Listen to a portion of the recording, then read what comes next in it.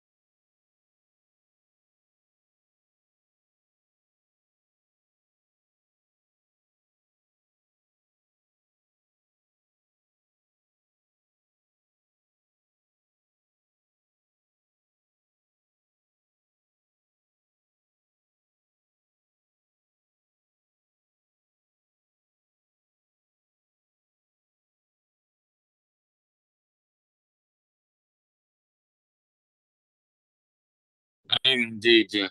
Are you there? Good evening, everyone. Good evening, Miriam. Is Good DD here? evening, Nadia. Yes, I am. Please take a screenshot of people left in class presently. Okay. Then I think we would be adding one attendance for everybody in class. Okay. For everybody not in class, subtract one. I'll All keep right. doing this till the end of the course. We're comfortably okay graduating 10, but I will not tolerate this level of insolence. All right. Not ready. Done. All right, welcome back to class. I'll be taking the citation of our speaker for today, and let's get started.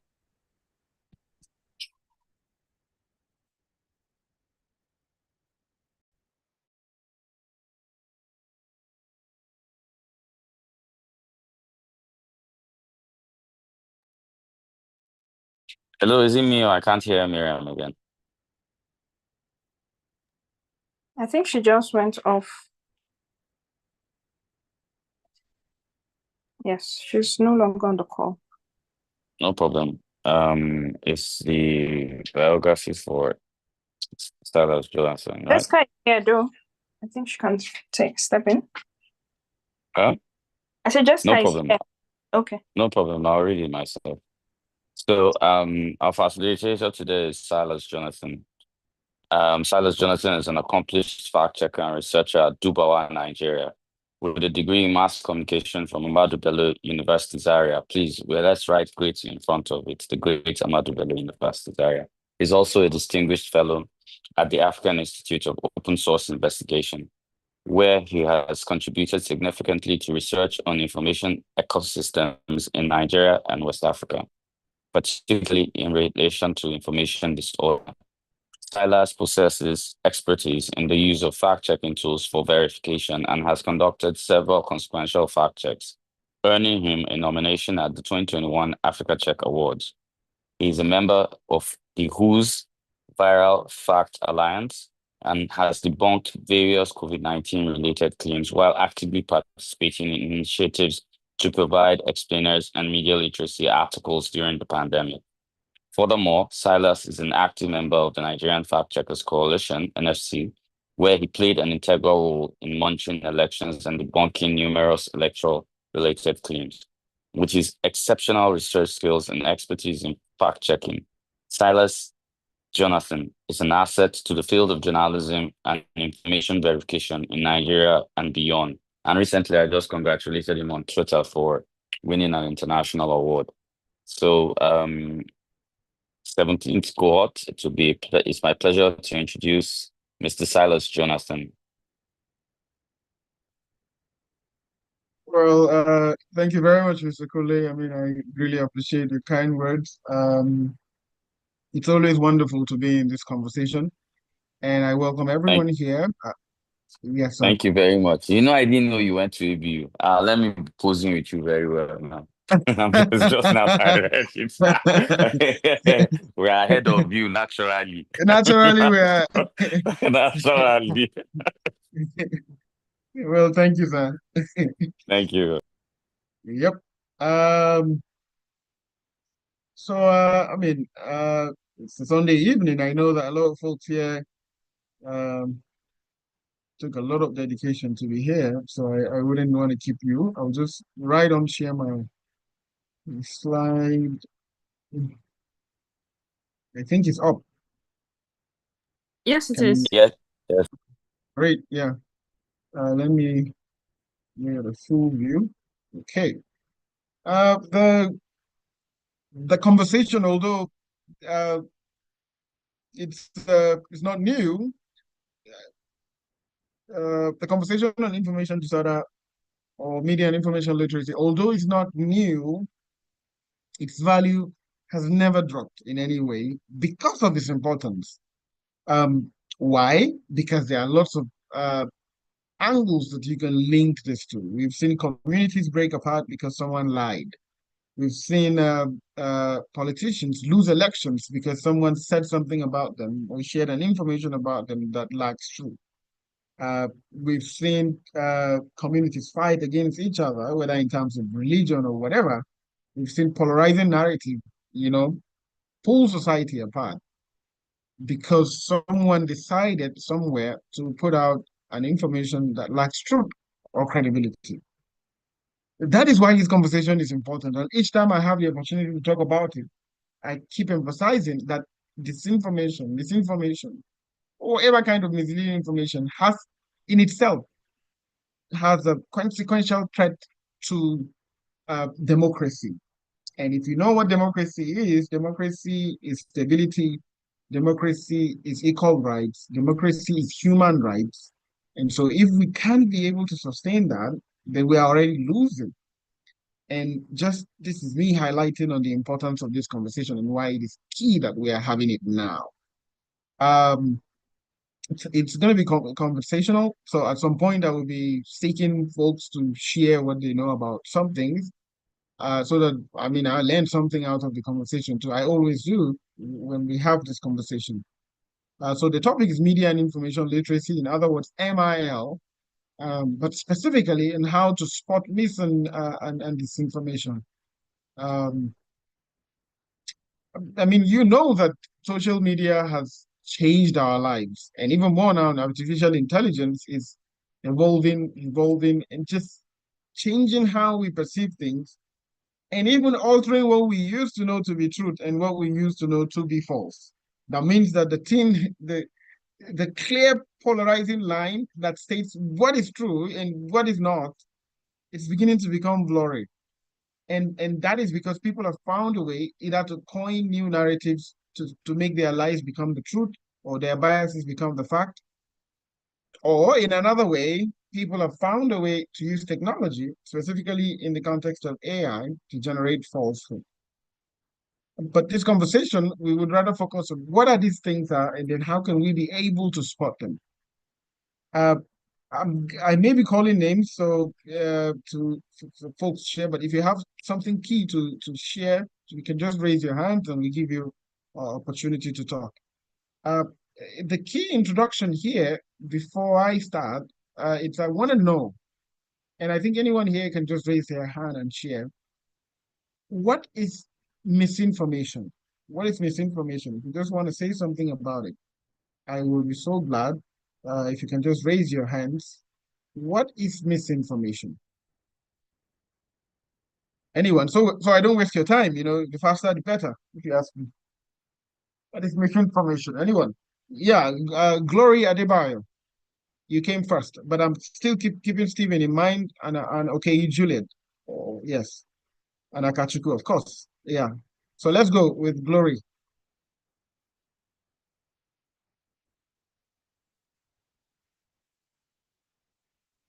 If you're speaking, I can't hear you.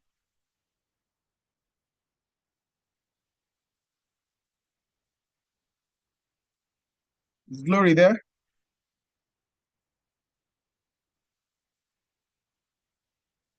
All right. If Glory can't speak, can we take Stephen Abba?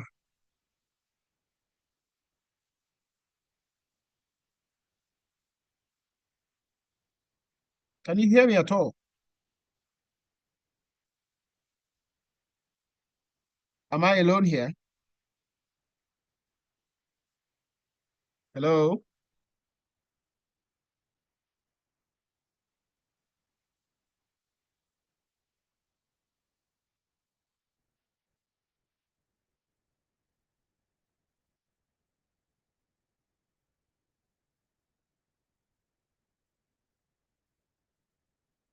Yes, I'm saying that, okay.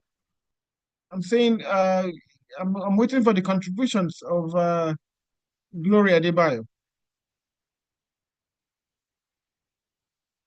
Is- Can he speak? Is it possible?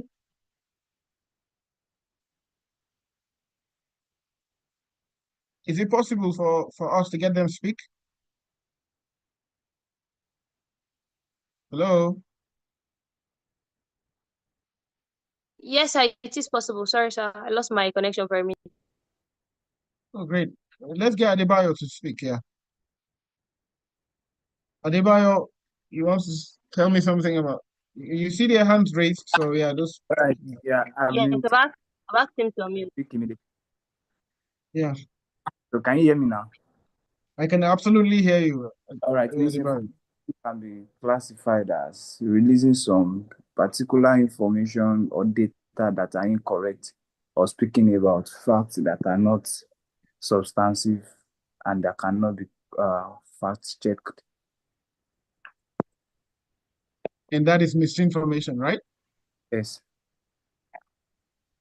All right. Stephen Alba, if that Okay. is the definition of if that is the definition of misinformation, how do we define if that is the definition of misinformation, how then do we define disinformation? I'm putting you on Okay. the spot, sorry. Can I speak on the 12? Okay. All right. Am I the one to Yeah, speak? you can go. This is Stephen. Oh, All right. absolutely. All right. Misinformation, just like the first person said, but I need to add something to that. The person that's giving Okay. information is not even aware of the fact that what he or she has said is false. Hmm. But I like this that. information is a deliberate attempt to take away the information or the truth the people already know or knew. You want to destabilize that truth so that that truth becomes like falsehood for them. So it's a deliberate attempt when you do disinformation. So the goal here, if I get you up, is the intention. Yes, is the You know, intention. is the intention, the nature of the intention. Brilliant. Yes. I like that. I like that. Thank you so much for this wonderful definition. Okay, Julia, do you want to say something on malinformation or malinformation? Now, not misinformation, not disinformation. Now, malinformation. Juliet, I've asked you to unmute. You can speak.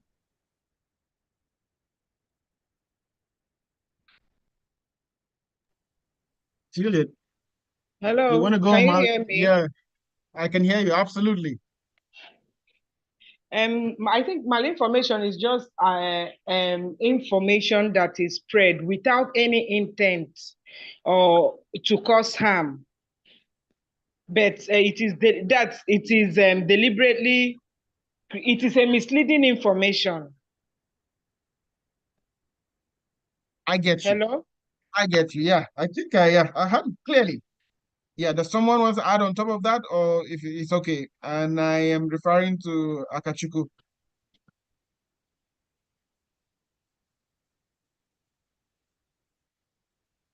Akachuku, I've asked you to unmute. Kindly ask your question now. Can you hear me, sir? I can hear you. Absolutely. Good evening, sir. Yes, as the name even like implies mal. So it just means to harm. Any information that is intended to harm, it's called like a mal information. So it means that the person that is propagating it like is already deliberate to use the information to harm. That means that there is a targeted effort targeted at something or someone, if I get you right. Yes, sir. All Yes, right. sir. All right. Okay. Thank you so much. Ambassador Honest, do you want to add to this before I move? So, whether it's mismal or disinformation, is there any unique angle you want to add to that?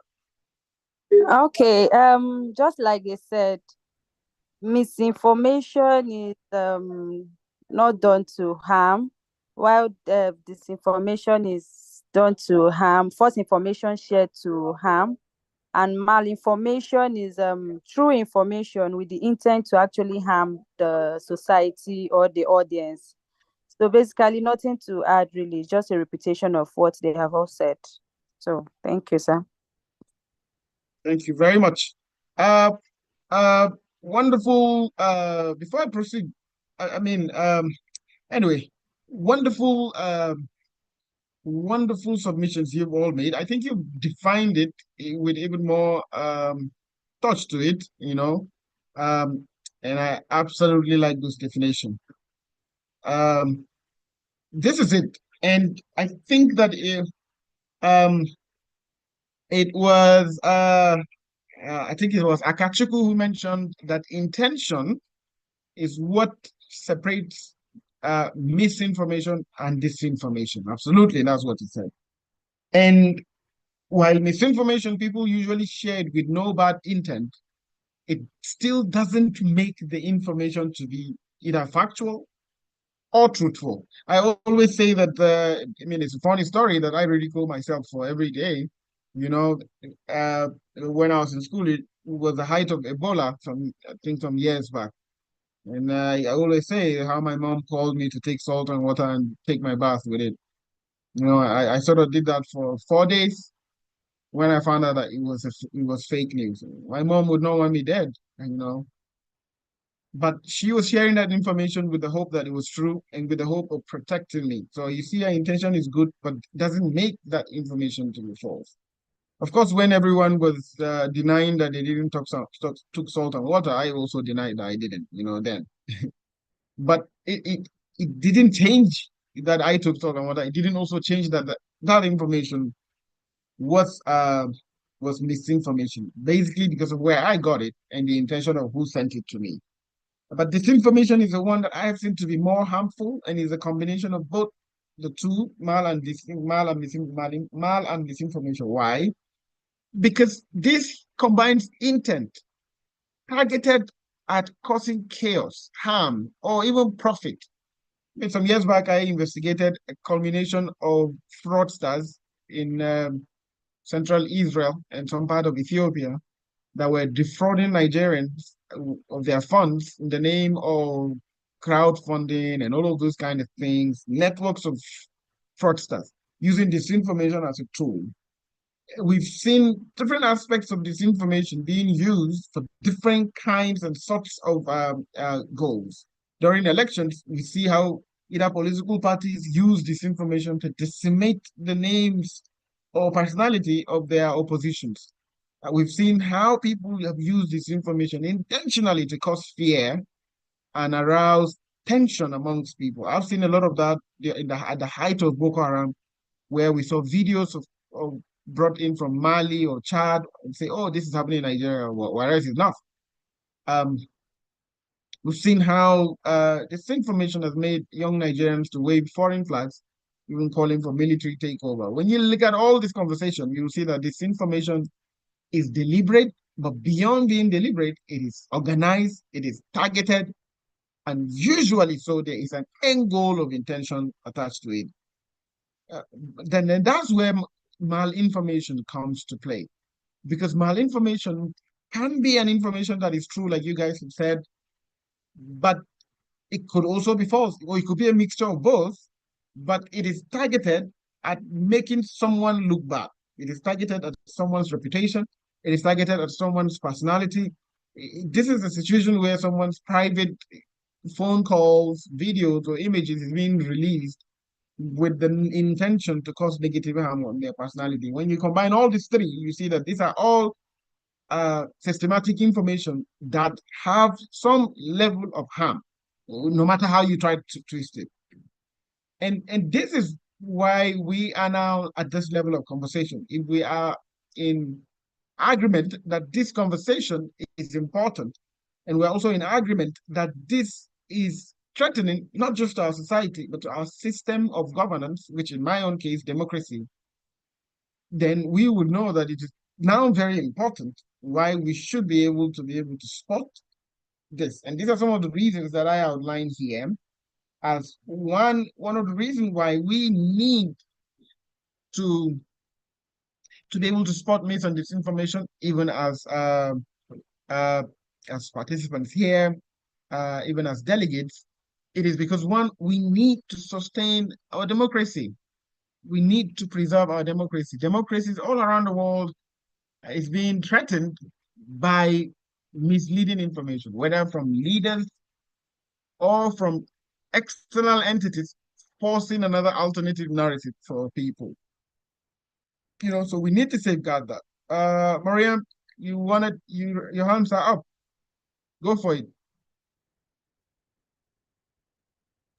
Okay, I think she's just asking to be made a co-host. I don't think she wants to ask a question.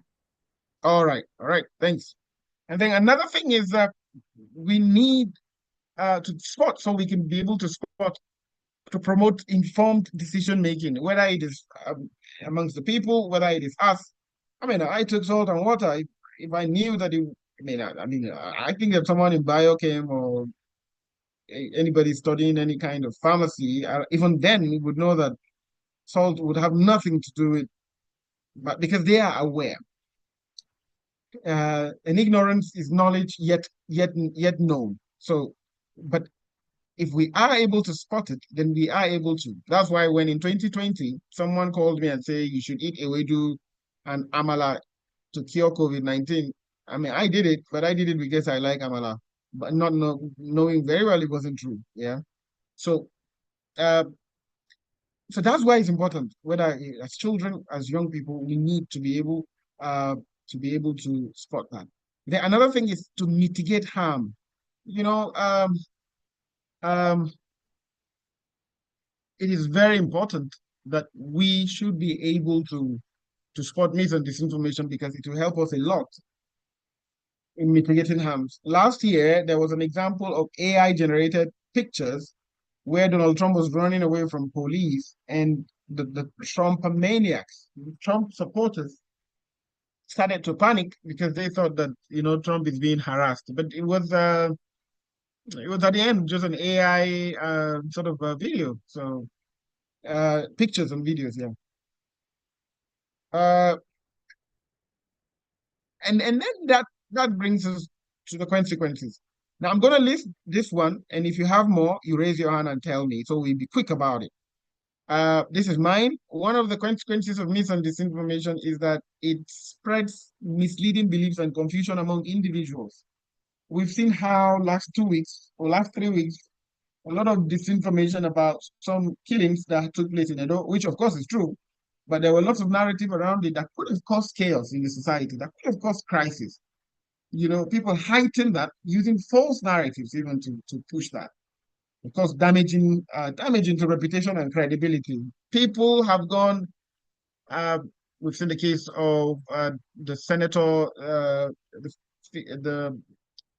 the woman senator, and all the drama that went there. Some lies, some truth, but whatever it is, you see that some people have gone. Their careers have died because someone lied, because someone said something that is not true.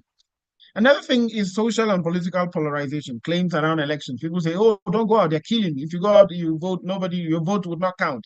Ah, la, la, la, la, la, all those kind of things. Oh, elections are scam. These are false narratives.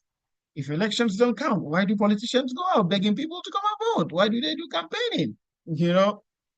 And then another thing is potential harm to public health and safety. I mean, my example of Ebola and COVID-19 should stand here. But I want to hear from you. Quickly, let's be sharp about it so I don't waste your time. You want to add, what are some of the consequences of mis and disinformation, and any example you can quickly share in some few seconds? Anyone?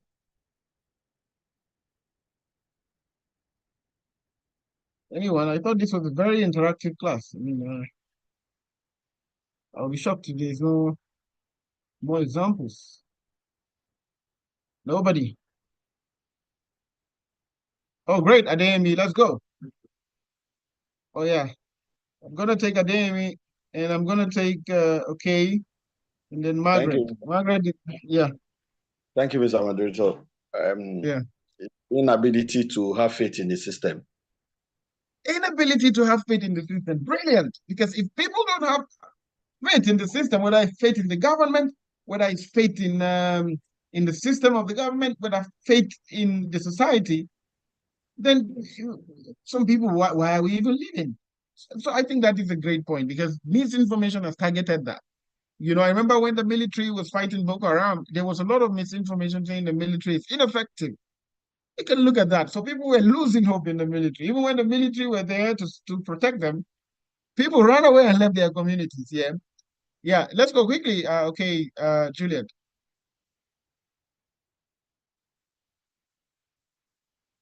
Okay, I think, hello? I can hear Can you you quite hear clearly. me? Yes. One of the Absolutely. consequences of misinformation is that it can erode trust. and cause unnecessary suspicion. And it can Oh. also lead to deaths. When there is an issue, like it can cause reprisals. That's what I mean. That can ultimately lead to being injured and some people dying in the process. Thank you. Oh, I love what you said. I was reading a book that was talking about Nigerian civil war in 1960, saying that some of the media reportage were false that even led to the 1960 killings, because some people say, oh, I'm from this part, they're killing people from this part. Then, it led to some kind of reprisals that you were saying, and you can see how far it went. It could have been managed well, if you ask me. Margaret, are you still here? No, Oh, she I should. lowered her hand. Oh, maybe she's running away from me. Margaret is my classmate back in the days anyway. So yeah, she's back. I was trying to. Yes, Margaret. I think she's back, sir. Yeah, Margaret, go for it. Okay, good evening, Silas. Yes. I actually, someone already mentioned it in the chat box, and Juliet also highlighted it. I was going to talk about loss of lives and properties in the process. So I think those are some of the consequences. And also, we lose trust in those Yeah. individuals or people whose image are being tarnished by misinformation or disinformation. So I feel, yeah, these are the points I can highlight. Thank you very much. Thank you so much, Margaret. I mean, I know some of these examples you've shared. I know you are a living testament to some of them. So I know it's coming from not just a place of knowledge, uh, but from a place of experience. Sorry, my puppy is making some noise here.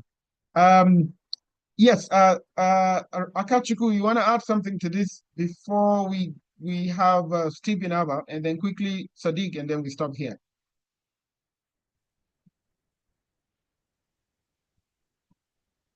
Oh, yes, sir. Good evening once again. Yeah. I particularly use the concept of propaganda because it is a major information now that people will probably spread bias or like misleading information for stories to promote like a particular ideology or like agenda. We saw it like in the last election whereby some persons were called bigots, and then there were so stories behind those propaganda. So it feels like a major example of misinformation. Thank you, sir. Thank you very much, Akachuku. You've made a very brilliant a point, because this information becomes even more dangerous if it becomes a coordinated propaganda. And we can see how that played in the last elections, when it became an affair of whose religion, or what religion the person is, or what region or what tribe the person is. Quite a shame, if you ask me, I would say. Stephen Abba, go for it.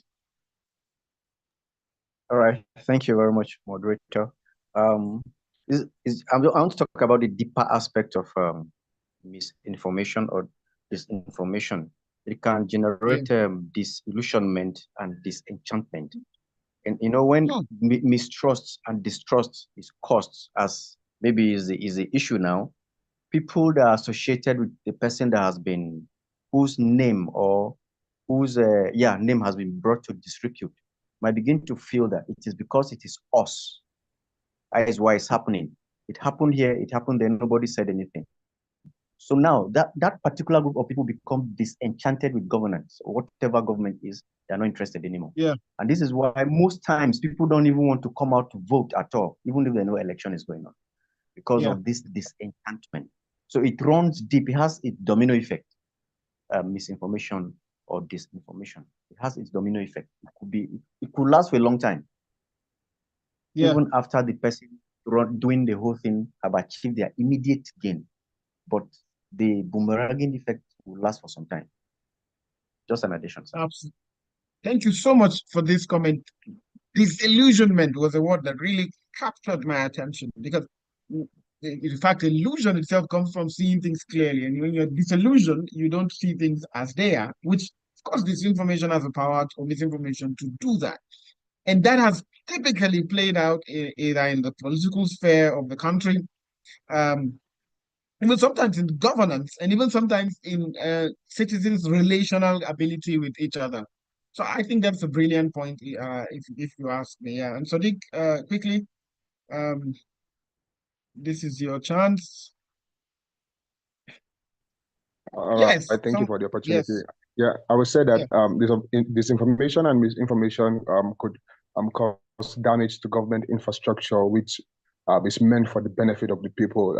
I could not remember the date exactly, but because of some rumors some years back, some people will say that palliatives has been shared for, let's say, a certain state, and then because of misinformation and disinformation, which was maybe it's not true, we'll see how people will ramp up to boggle warehouses that are not even meant for the government and all of these things.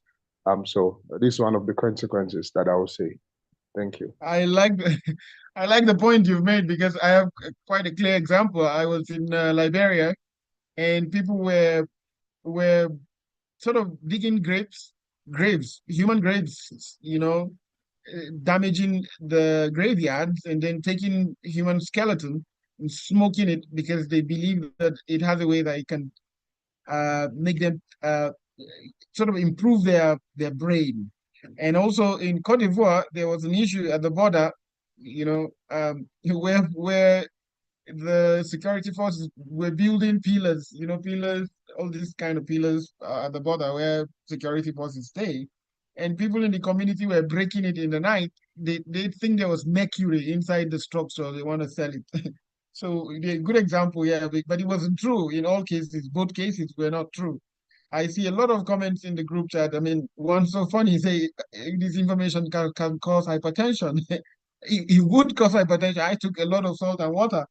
Yeah, I'm not sure. Maybe it may come anytime soon, perhaps. I don't know. But yeah, good point.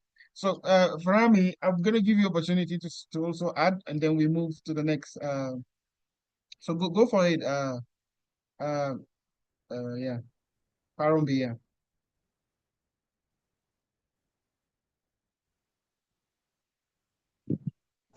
All right. Thank you very much. Consequences of misinformation that it can lead to stereotyping and also systemic discrimination. Hello, are you there?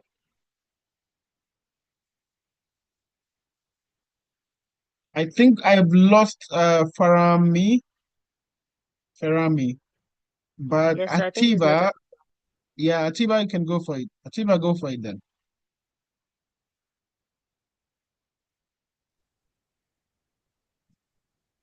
Is Atiba there? I hope I'm Yeah, calling Have you I good correct. evening. Yeah, good evening. Yeah.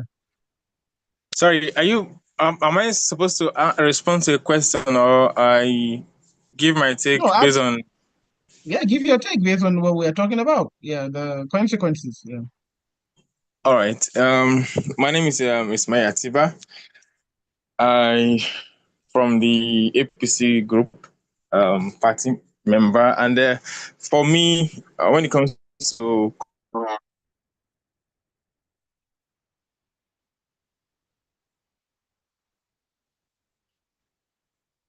We lost you too.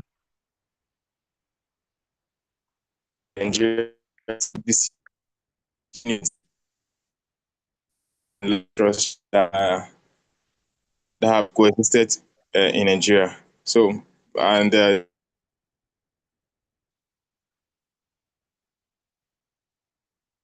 Oh, We great. can better hear you, Atiba. Yeah, can you hear me?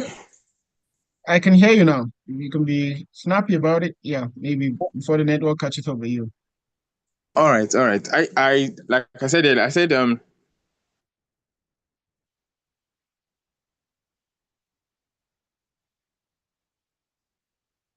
for me, the consequence of information and disinformation is that it causes disunity and lack of trust among various tribes. Oh, yeah. I think I get your point now. Absolutely. It causes that all of that. I'll give you a good Angles. example. Let's, for Yeah. example, the case Go ahead.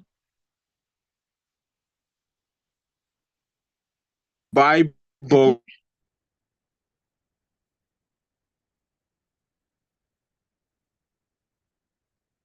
on the Right. Facebook money and trend. Yeah, I think I've captured Did you what get you're that? saying.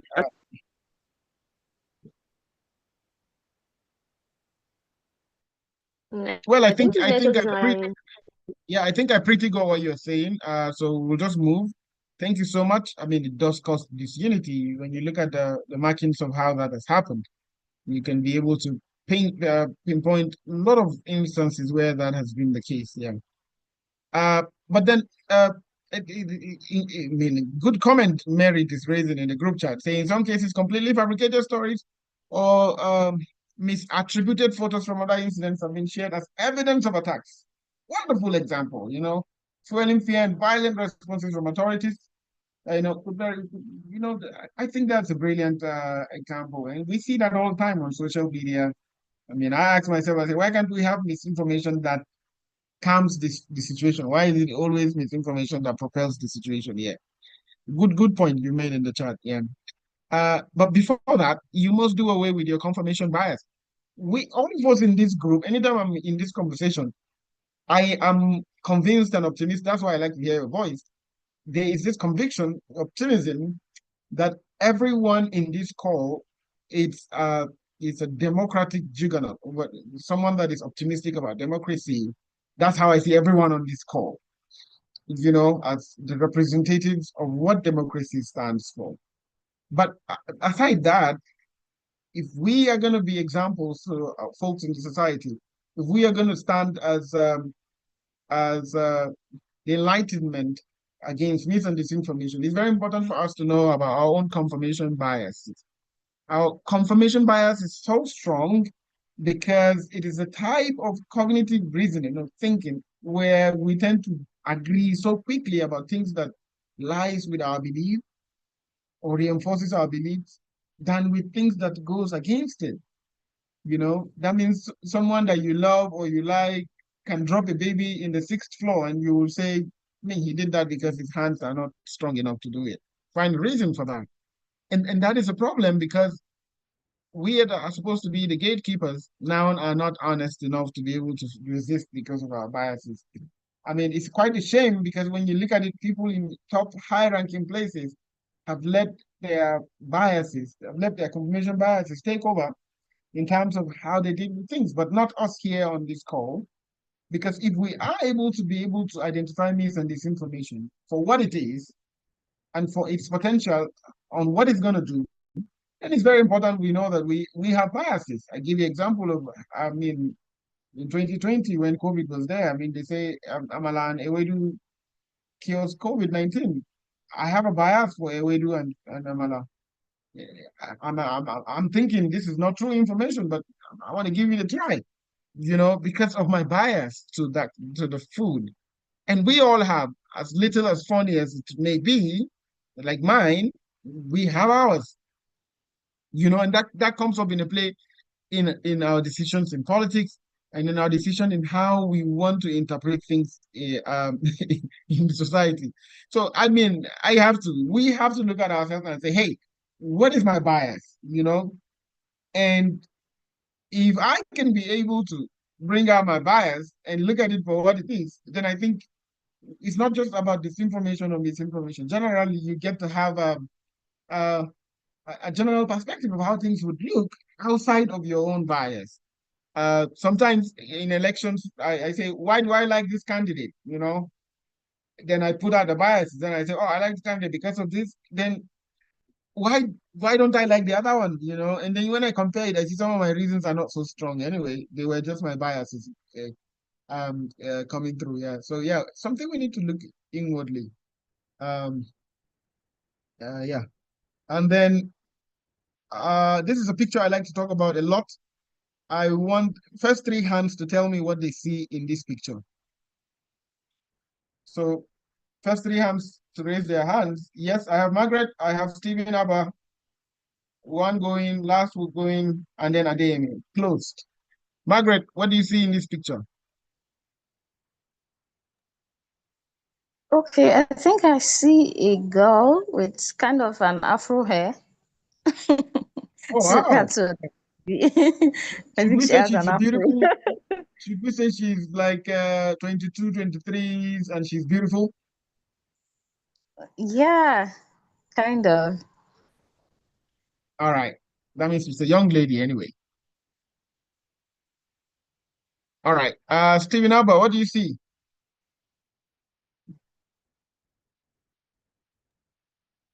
Okay, I see a girl, just like she said, with an Yeah. afro and probably these things girls carry on their hair, like a piece of cloth, but it's from the side of her face.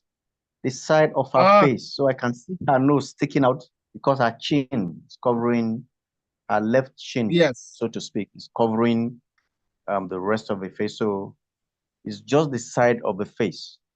Face. But it's a So we lady, can see a her young lady. nose and her eyelash just pointing And to the other eyelash, side. yes. Yes. Yes. Absolutely. What about Ademi Adekule at the time?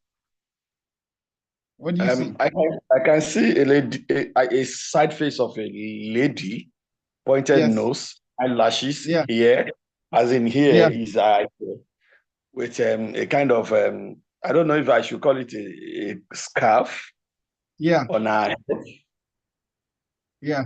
and probably a cloth of wool. Oh, great. So we have Ademi, we had Margaret, we had the first three speakers who saw the same thing, I would say, who saw a totally different thing. If you've seen it, I mean, Stephen Abba and Ademi and Margaret saw totally different thing. If you see a totally different thing, can you raise your hand and say what you see aside what they pointed out? Anyone? Oh, Sadiq, let's go then. All right. For me, I said I see something like a snake. I'm trying to swallow the head of the girl. Oh, wow. The white thing from the back. All right, all right. Good point. Who else? Last. Who else sees another different thing? Akachiku, let's go for it. Okay, sir. I see something like a young child, preferably like a boy. I see a head of a boy, and it is more like a cloud. Maybe he's with a cloud on a part of his face, and Yeah. in quotes, he's probably maybe trying to struggle out of a discomforting situation. So Yeah. is what I actually. Thank you. Yes. Thank you for that. And then, okay, Juliet, last one. Yeah. What do you see? I see a face of someone looking down from somewhere. If you turn the image, I see a small face. You can see the face of the person, a little scarf covered in black, then the nose, like the person is peeping down from somewhere, from a high place. Oh, unique angle. Oh, well, good. Good. I like that. I mean, what do you see?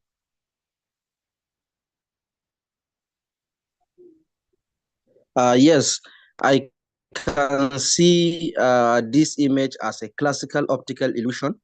And if you are as a young woman and old woman, if you focus on the left side, you will see a young woman looking away. Her chin is the older woman's nose, and her nose is an eye.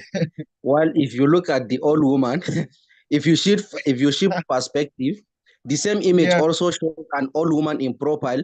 The young woman's chin becomes the old woman's nose, and the necklace become her mouth. So it's a great example of how our brains can flip between different interpretations of the same image. Oh, absolutely. I mean, thank you so much for that wonderful comment. Let me take Mr. Ifyong. Yeah, Mr. Innocent, love to hear from you. All right, thank you very much, sir. Good evening. Yeah. Can you hear me? I can hear you, absolutely. I can hear you. Hello? Yes, I can hear you. Hello? I can hear you. We can Absolutely, hear I you. can hear. Fine. Hello, can you? We can hear Okay, you. okay. For me, what I'm seeing in this picture is that I saw a face of a human.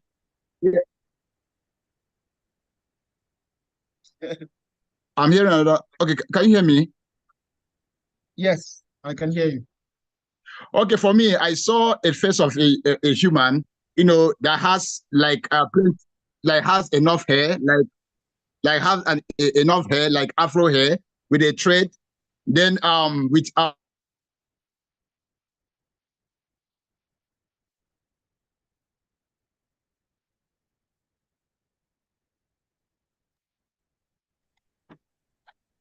I think we lost him. His connection is bad. Yes, I think we can proceed now. Let's round this up.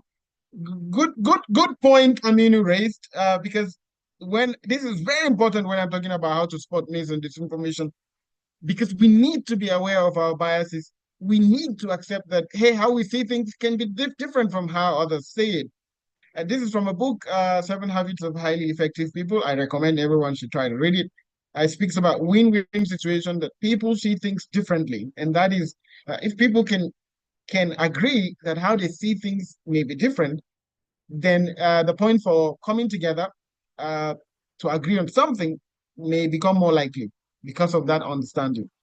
Now the question is, are we guilty? I know I am guilty of this, but if you're guilty and you're unaware, that is another thing. But if you're aware from now, then you shouldn't be guilty next time. Yeah.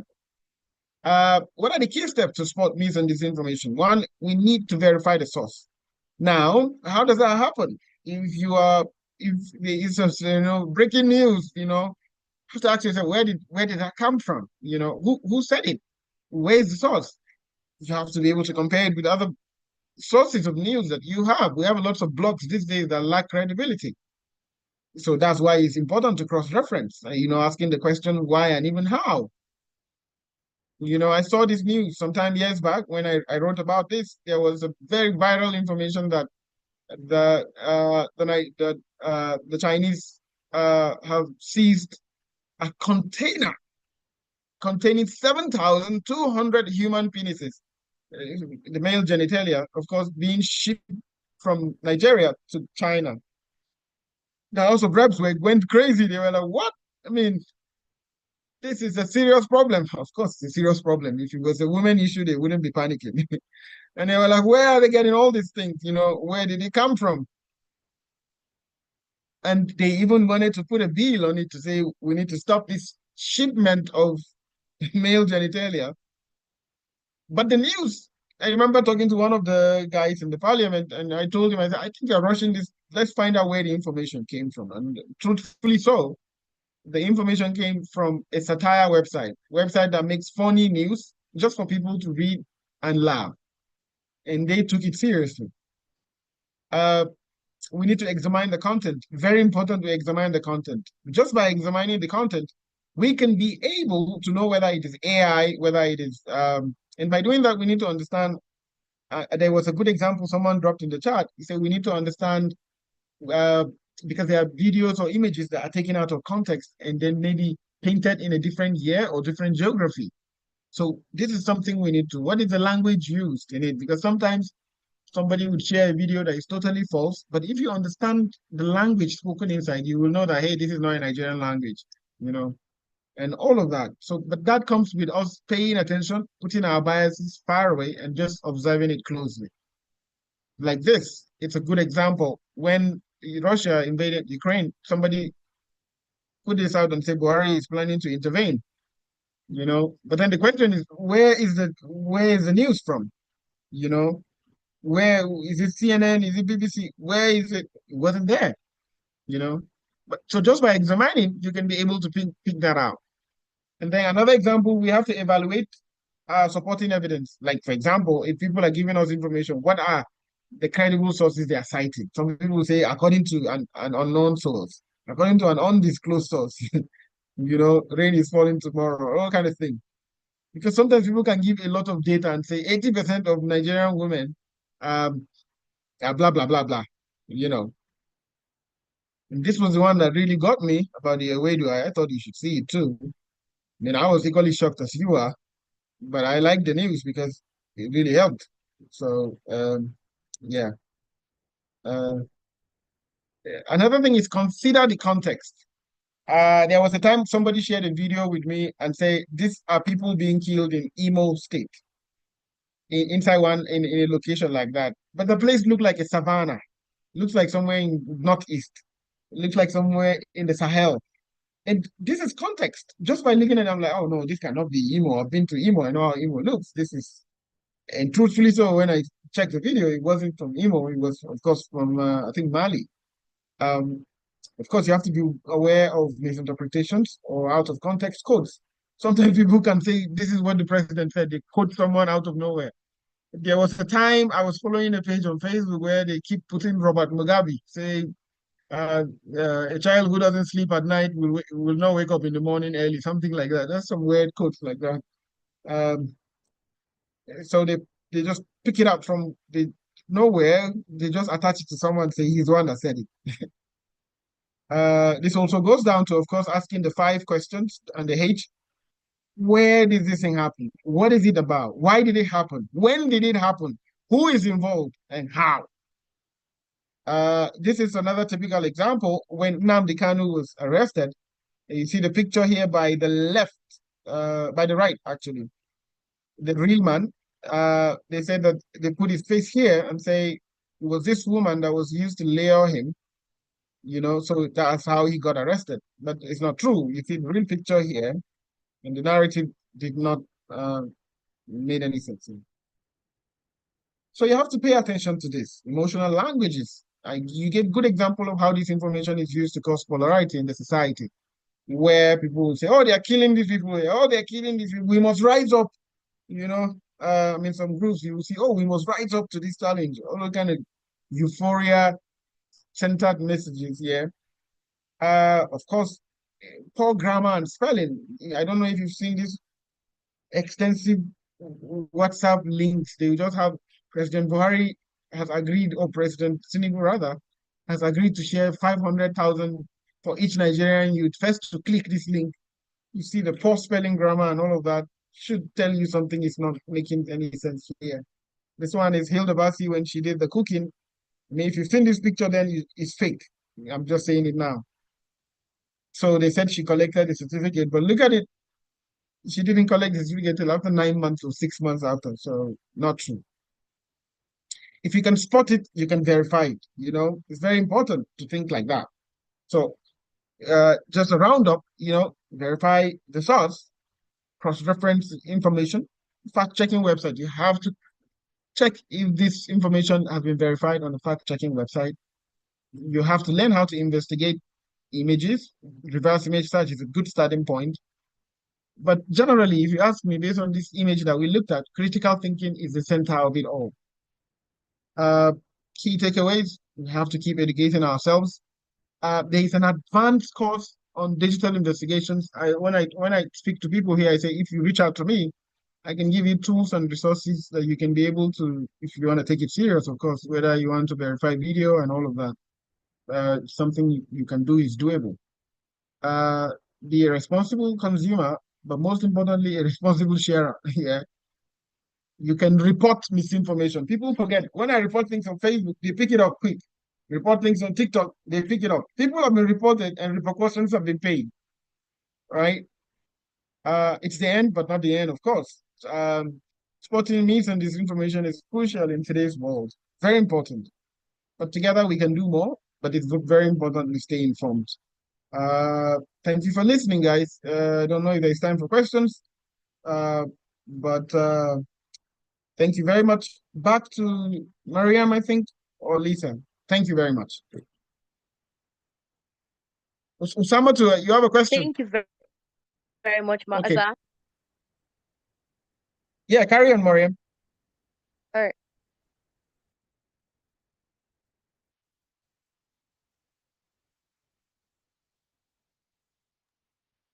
Zia, I've asked you to unmute. You can go ahead and ask your question. Good afternoon, sir. Good afternoon, everyone. I'm Zia Yusuf by name. Thank you for the presentation, sir. Please, my question is in terms of sharing fake news, there are some news that they look familiar, like they are real news, but they are fake. And the page that posted that news is the noon page, is recommended page. So please, how can I check the fact that that news is a correct news? Thank you, sir. Well, I always advise that when you see a news, especially in the context of news, just try and go to other reliable sources and check. For example, if I see a news in a blog I don't know, I try to go to where I read my news a lot to check, or call someone that I know that I know is used to write on that, to be honest. So if I see something on a blog, I can just check maybe Premium Times, Daily Trust, all these, you know, platforms that I know I can trust. So that's the best advice I can give here. Yeah. Who is next? Ademi. Uh,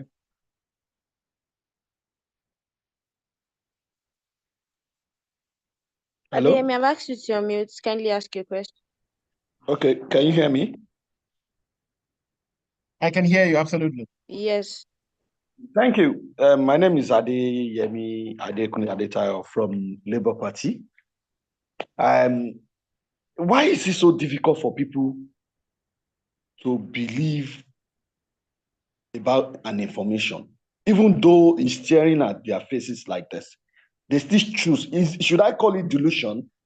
For example, I have some group of friends that we both went for INEC job. We were ad hoc staff. We were working with INEC. And where every one of us were working, we can see critically that everything went well. But when we were in a gathering of people, they still try to say the INEC is always rigging election. And the question I always ask them is this: we were both in that place. Did you see any traces of rigging there? They say, no, you don't know. They go up there to go and do it. Those of us who are doing this one are just little. There is a place they always write it. And I keep on wondering, despite that we have both done little work in our own local area, and we didn't see traces of rigging, but you kept on saying they are rigging. Thank you. Thank you very much for this question. I was in Ghana during the Ghana elections, did like 2 weeks before the elections, and I had the same question till I did some investigating. Now you have to understand that people who work for INEC or people who work for government or even police or soldiers have to understand what we talked about, the confirmation bias. People have bias embedded in them, whether it is culturally, whether it's religious, whatever.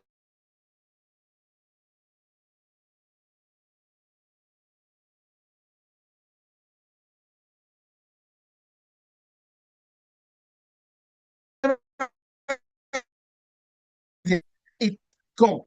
And most times that we have this bias. We're not.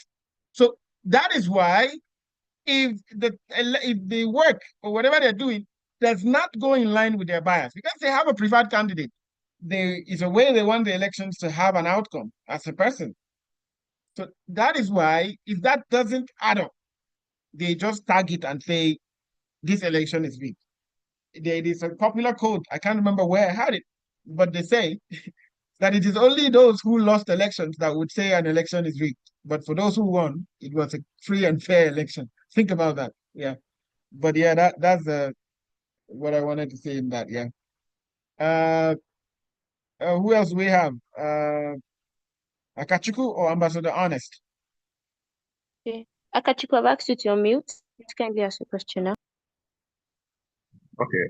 Thank you once again, sir, for this section. I've been able to learn a few words and also okay, my name is Akachi John.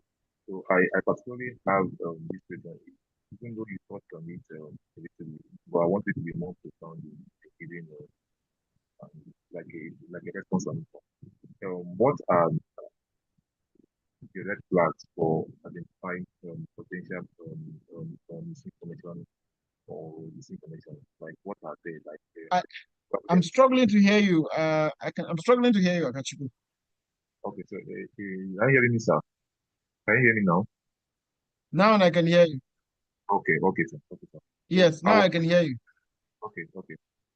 So I was asking, what are some of the red flags for identifying potential misinformation or disinformation? Like what are like are those things that we see like in the news or like in a blog post or like in an article and say, okay, this is a misinformation or this is a malinformation or this is a disinformation. Oh, good question. When it comes to that, articles that we can pick, I'll give you three things. One, in every publication, there has to be a source to the story. Source. Now, if there is no source in the story, 100% or 99.9% the story is false. And let me tell you how that happens. It is okay that a story can have an undisclosed person who didn't say anything, but they don't want to put out the name. It happens. But if all through the reportage there's no known name one person, then it's not genuine. It's not genuine. It is then two, if the article is either AI written or has poor grammar, already you know that there's some doubts here, you know. And then lastly, there is a tool called whois.com. Whois.com. It's a tool, very free tool to use anyway. I always tell people if there's a website that you see sharing stories, carry the link to the website, put it on Whois, and check the date the website is registered. There are some blogs that I just registered last week, just to mislead people, and after next week they will take it out.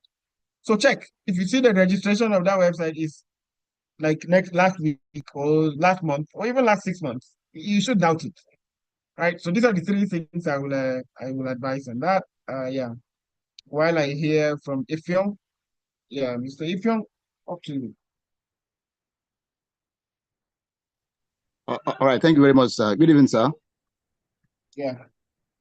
Good evening.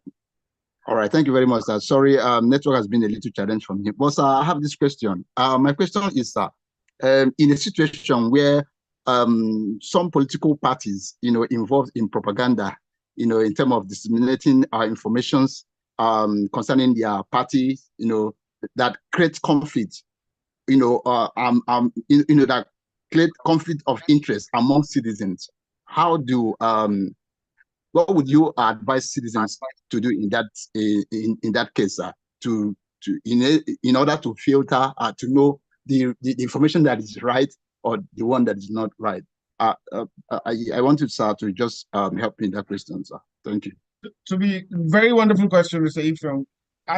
When I was talking about biases, I made sure we talked about it together and we look at how things we see differently. I have over the last 3 months, I think I've gone like 12 states to speak to young people, children in SS1 to 3, thereabout. And I can tell you that almost all of them are falling victim of mis or disinformation. But one thing remains constant, and it's this thing that you asked. They almost must fall victim of disinformation because they have a bias towards what the information is about, So we need to be able to do a lot of media and information literacy for people if we have the chance and opportunity. We need to be able to talk, whether it's with our parents, whether it's with our loved ones, about these biases. Biases are there and they blur our eyes to facts. They blur our eyes to reality. I remember speaking to someone in Kano during the election 2 years ago, and he said, I said, what if you find out that they say, and this is just an example, I said, what if you find out that, Konkoso is not from Kano, he's actually an Igbo man who grew up in Kano. Will you still vote him? He said, no. He said, yes. Yes, I'll vote him.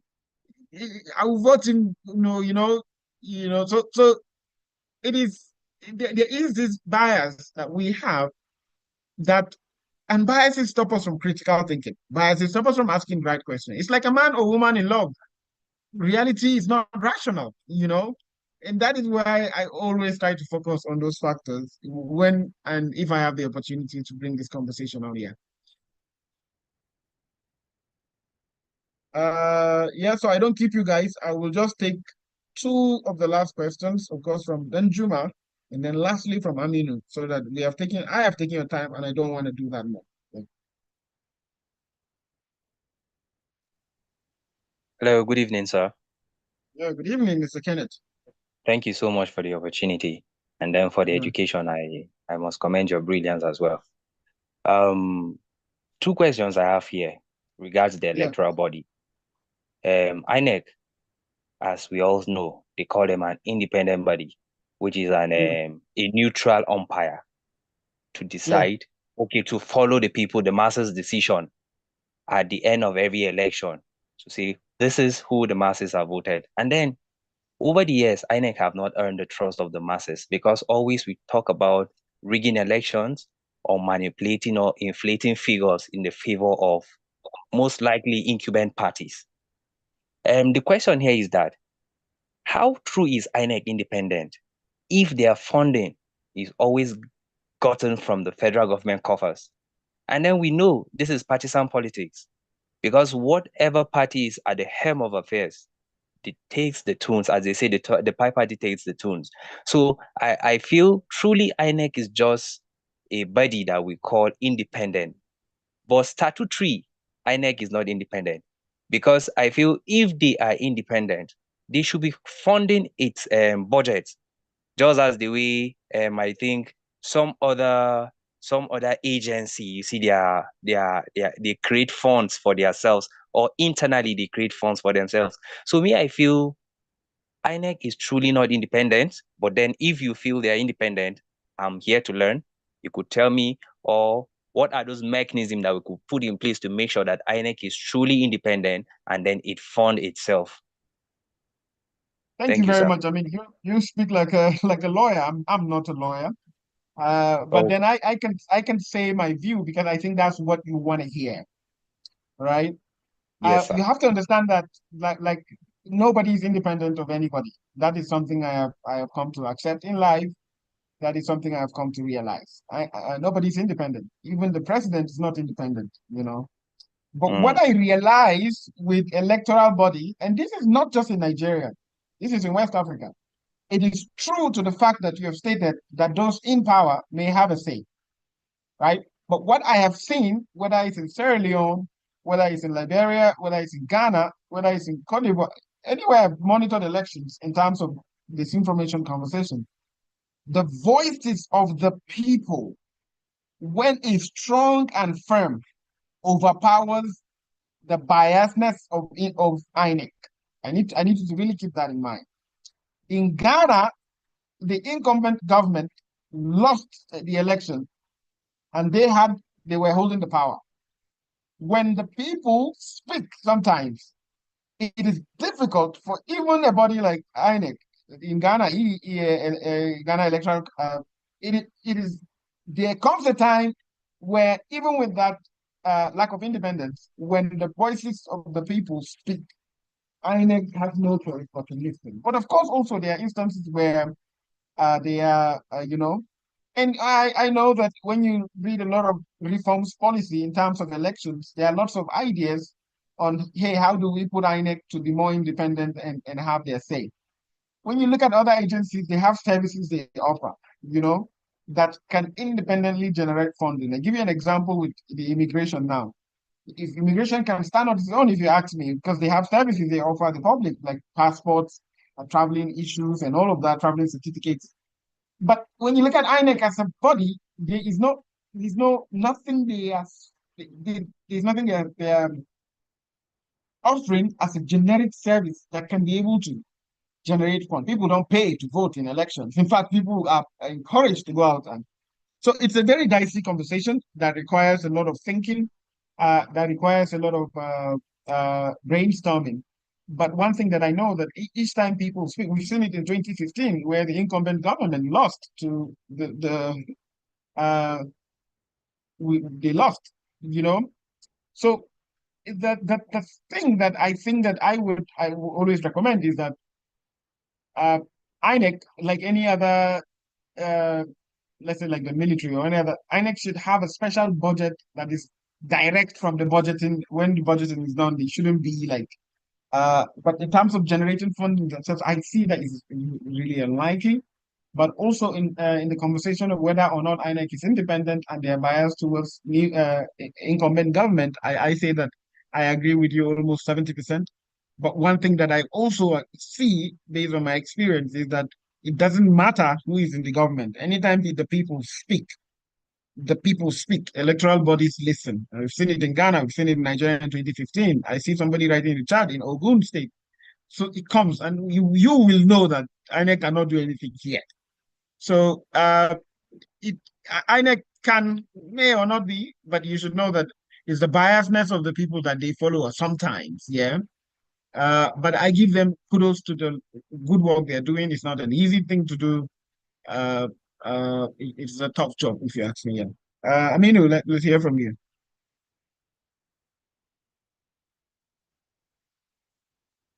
Thank you so much, sir, for the wonderful presentation.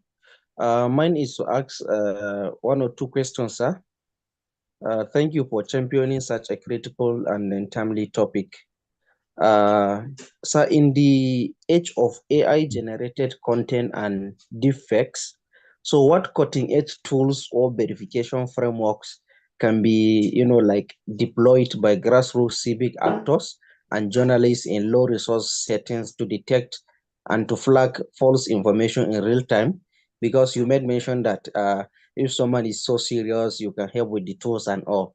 And then secondly, sir, given the increasing overlap between misinformation and satire, how can individuals, especially youth, be trained to, critically distinguish between the two without stifling freedom of expression or humor in digital spaces?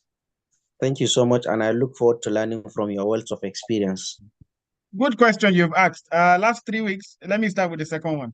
Last 3 weeks, I was at the House of Reps, where me and some colleagues, we approached the House of Reps committee on human rights. It was human rights, and we were bringing to them the problems that we are seeing on the online spaces in terms of mis and disinformation, and almost close to what you say. They say, "Oh, I think then we should regulate social media and cancel it entirely." But then the argument now comes to, what about people's right to humor? What about people's right to write in satire? What about people's right to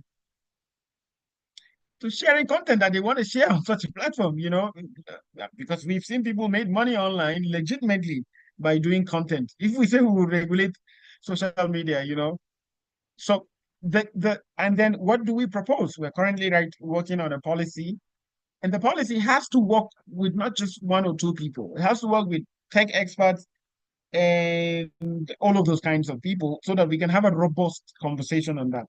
We are focusing on social media regulation, but that shouldn't be our problem. Everybody should have their right to share what they want. But what we should be working on is the consequences. So we need to define what mis and disinformation is, which of course parliamentarians cannot do. They need experts. And then we need to also draw tech companies so that when someone violates it, we can be able to say, this is the person that did it. But they don't want to agree with that for a reason, because even politicians use this information for their own biases in terms of whether it's during election or for their own reasons. And if there is a clear punishment, there is a rule of law that say, hey, if you do this, this is the punishment, then they don't want that to come to them. They say if you throw a stone in the market blindly, you can follow your relative. So we are focusing on, look at it, for example, if you say Nigerians stop stealing, people will still steal. But at least there's a clear consequences that if you steal, this is what would happen. But we don't have a clear consequences of if you do this and that, this is what will happen. I don't know if you get what I'm saying. So yeah, that's it on that. And there are lots of AI tools. While I was here, I even dropped two. There is an AI tool called deepware.ai. It's a tool, very effective tool. All these AI video generated, if you subject it to that tool, it can be able to give you analysis on why this tool is AI generated or not.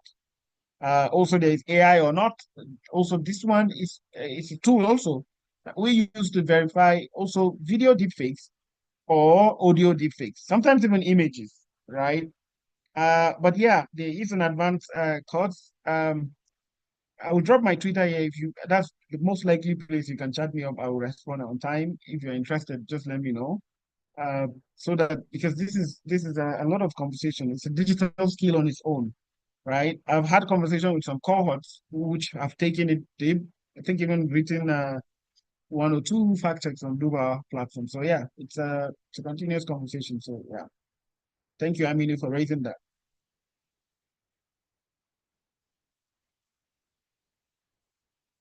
All right, thank you very much, sir. I think that's all the question we have for now. Oh, let me check the chat box if there's any. Thank you very much, sir. Really appreciate you. It has really been enlightening. Okay, somebody is asking in the chat box, in this age of AI that makes it seem real, how can we maybe control such from happening? Would it be okay to put in regulations? What would you advise in such? No, I don't like regulation. The word doesn't sit well with me. Everybody is born free. You don't regulate anybody's but there is. Of course, for example, now Meta, which is Instagram and all of that, they have a clear rule that if you're uploading anything that has AI in it, highlight that it is AI. And if it is not, if it is AI and you did not put the disclaimer so that people can see that they are interacting with AI, if they find that content, they will block your account, right? And this is something that fact checkers presented. This is something that those working in the policy making centers presented, right? So we cannot, I don't like the word regulation. Secondly, we need to enlighten young people about the use of AI and how they can use it as not to misinform. I mean, I was in I think a school in Delta, and I saw a young 14-year-old girl crying. I said, what happened? She said, oh, I lost my phone. I said, is it the phone you lost or what is inside the phone? She said, what is inside the phone? I said, what is inside the phone? She said, oh, that she had an AI boyfriend. His name is Wilson. And now she doesn't know who to tell how she feels about. It got me worried. That means that we're going to have a future where people depend so much on AI for answers, so much on AI on even their mental ability to think for themselves, which is worrying, right? So we need to enlighten people more, not to cut the tree because there's one snake in a beautiful mango tree, then we cut the tree. No. We can't do that. So we just need to enlighten people more and educate ourselves. And this is one of it. That's why I like whenever there is electoral college conversation, because it opens us up to have these robust conversations. So please, not regulation on AI. Yeah, and a lot of young people are on AI, and younger people, and it's dangerous. If you have your niece and nieces, please watch out for them. Not social media. I'm not talking about social media. I'm talking about AI. We need people that can think and share their feelings. That's how we get a strong society. Not people who are depending in their rooms alone, just chatting with something. It's no, we don't want that. We want people who can share their emotions so we know what is wrong with them and we offer solutions. So thank you, guys, for this wonderful. I enjoyed myself speaking to you guys. Yeah, and I've learned quite a lot. Thank you. All right, thank you very, very much, sir. We really appreciate you. It has really been interesting and very, very educative. I'm going to unmute everyone to say thank you for this wonderful session because I believe they enjoyed it as much as I did. So you guys can unmute and say thank you now. Thank you so much. Thank Thank you. you, sir. Thank you. Thank you, Thank you. sir. Thank you. Thank you, sir. Thank you, sir. Thank you. All right, thank you very much, sir. Thank you very much. Miss Lisa, I don't know if there's an announcement for anyone. No, there's none. Thank you so much, Mr. Silas. Always an interesting and insightful class, as always. Thank you. Thank you, everyone. Classes continue next week. Have a good evening and have a great week ahead.